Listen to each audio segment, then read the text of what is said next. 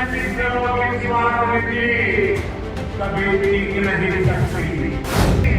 यही प्रगति एक सक्षम और सशक्त भारत की गारंटी है। कृपया सभी अतिथियों से निवेदन है, कुर्सियां खाली है, पीछे बैठ जाएं। द लाइव टीवी, सच सबसे आगे। दोस्तों मैं बात हफीज हूं। अब शायद ये एक रिवाज सा बन गया है कि जहां भी प्रधानमंत्री मोदी जी जाते हैं उनकी सभाओं में लोग खाली कुर्सियों से उनका स्वागत कर देते हैं। भोपाल में भी ऐसा ही हुआ था, अभी जो एक हफ्ते पहले रैली हुई थी भोपाल की, और उससे पहले भी जहां जहां सभाएं हुई मोदी जी की, खाली कुर्सियों ने उनको सुना।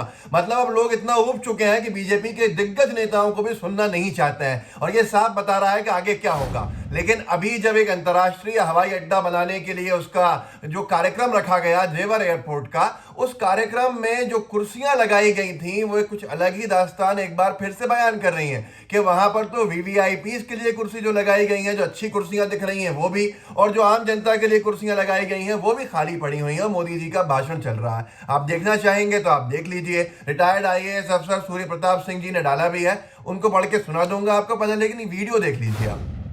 कुछ राजनीतिक दलों की स्वार्थनीति कभी टिक नहीं सकती। साथियों, आज देश में 21वीं सदी की आवश्यकताओं को ध्यान में रखते हुए अनेक आधुनिक प्रोजेक्ट पर तेजी से काम चल रहा है। यही गति, यही प्रगति एक सक्षम और सशक्त भारत की गारंटी है। यही प्रगति सुविधा सुगमता से लेकर सामान्य भारतीय की समृद्धि को सुनिश्चित करने वाली है। आप सभी के आशीर्वाद से डबल इंजन। जो वीडियो आपने अभी देखा, इसमें मोदी जी का भाषण चल रहा है हमेशा की तरह, और कुर्सियां खाली जो वीडियो में आ रही हैं वो आपके सामने है। क्या इसके बाद भी आप कहेंगे कि नहीं बहुत डंका बज रहा है? क्या इसके बावजूद भी आप उन मीडिया रिपोर्ट्स को मानेंगे कि प्रधानमंत्री मोदी जी की लोकप्रियता बहुत बढ़ गई है?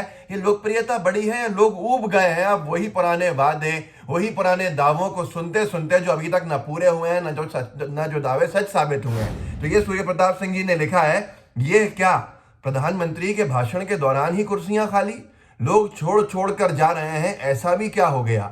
और ये पूरा मामला जो है ये सत्य प्रकाश भारती उन्होंने बताया भी है कि कहाँ का है। कल यूपी के गौतम बुद्ध नगर में पीएम मोदी के जेवर एयरपोर्ट शिलान्यास कार्यक्रम में खाली नजर आई थी कुर्सियां।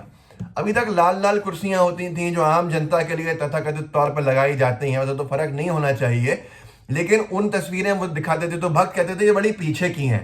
पर ये जो कुशंड कुर्सियां हैं भाई, ये तो आगे की हैं। जो हरे हरे रंग के अंदर जो कुर्सियां लगी हुई हैं वो भी खाली हैं, और जो लाल कुर्सियां हैं वो भी खाली हैं। मतलब साफ दिख रहा है कि जितनी अपेक्षा की थी शायद उसके आधे भी लोग नहीं आ पाए।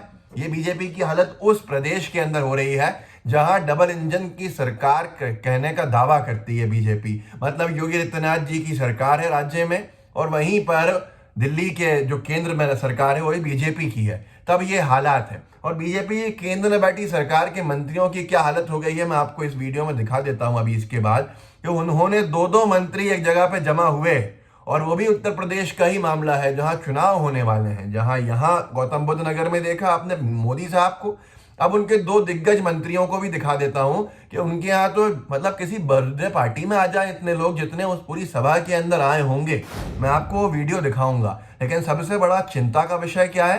बीजेपी की सरकार, और सरकार लिटमस टेस्ट में दोबारा जा रही है। योगी सरकार के ऊपर लोग किस तरह से मोहर लगा रहे हैं नाकामी की, वो भी आपने देख लिया, और केंद्र में बैठी मोदी सरकार के ऊपर क्या हाल हो रहा है उनका, वो भी आपने देख लिया। इसके बावजूद भी सबको अच्छा दिखाया जाता है कि नहीं बहुत मामला बहुत बड़ा है। गोदी मीडिया रिपोर्टिंग करती है कि नहीं साहब बीजेपी बड़े अच्छी कंडीशन में है, जबकि हकीकत यह है ये सोशल मीडिया पे वायरल होने वाले वीडियोस बताते हैं। मैं आपको दिखाता हूं, दीपक शर्मा साहब पत्रकार हैं, उन्होंने डाला है 20 मिनट पुराना ये दृश्य है। उन्होंने तभी डाला है जब ये पूरा मामला चल रहा था, एक सभा। 20 मिनट पुराना ये दृश्य है, प्रयागराज यानी इलाहाबाद का है।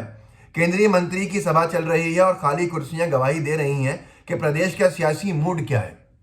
इस विशाल सभा में किसी बर्थडे पार्टी से भी कम संख्या में लोग मौजूद हैं। मंत्री जी अपना नहीं तो कम से कम साहेब का तो ख्याल रखिए। दीपक भाई, साहेब का क्या मंत्री जी ख्याल रखेंगे? जो मैंने वीडियो दिखाया वो तो साहेब का ही वीडियो है। और साहब जहां जाते हैं वहां ऐसी तरह से स्वागत हो रहा है कि लोग हैं ही नहीं सुनने वाले। अब कितना सुने लोग ये कह रहे हैं हम सुन तो रहे हैं 7-8 साल से, लेकिन असलियत में धरातल पे क्या हो रहा है ये सबके सामने है।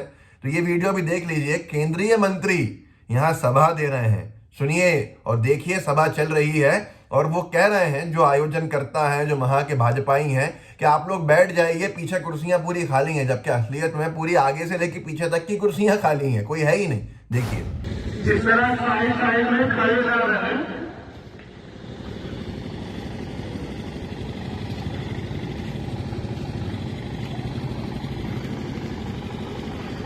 कृपया सभी अतिथियों से निवेदन है, कुर्सियां खाली है, पीछे बैठ जाएं।